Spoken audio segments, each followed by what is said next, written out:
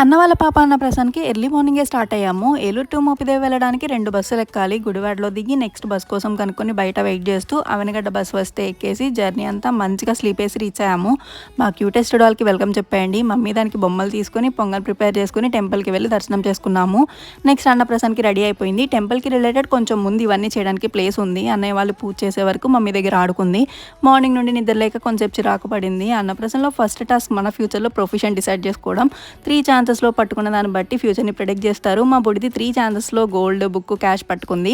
Next అన్నం తినిపించడం. ఆకలేసి మంచిగా తింటుంది. మమ్మీ డాడీ కూడా బుడ్డిదానికి పెట్టి దాని చిన్ని వేలకి చిన్ని రింగ్ పెట్టారు. తర్వాత పెద్దమ్మ, నేను అలా వచ్చిన వాళ్ళందరూ పెట్టి చివరిగా బిగ్గెస్ట్ బ్రదర్ తినిపించాడు. అక్క మిస్ అయిందని ఇంకా వీడియో కాల్ చేసి చూపించాం. బుడ్డిది అవుట్ఫిట్ చేంజ్ చేసుకుంది. బుడ్డిదానికి బాయ్ చెప్పేసి బస్ ఎక్కేసాం. గుడివాడకి వచ్చేసాక బస్ కోసం వెయిట్ చేస్తూ వీడియోలు తీసుకున్నాం. మాకు ఈ బస్ జర్నీ అంతా స్టూడెంట్ లైఫే కనిపించింది. డైలీ ఇంత కష్టపడి వెళ్ళి వస్తున్నారా అని. అలా ఈవినింగ్ అయితే ఇంటికి వచ్చేసాం. బాయ్.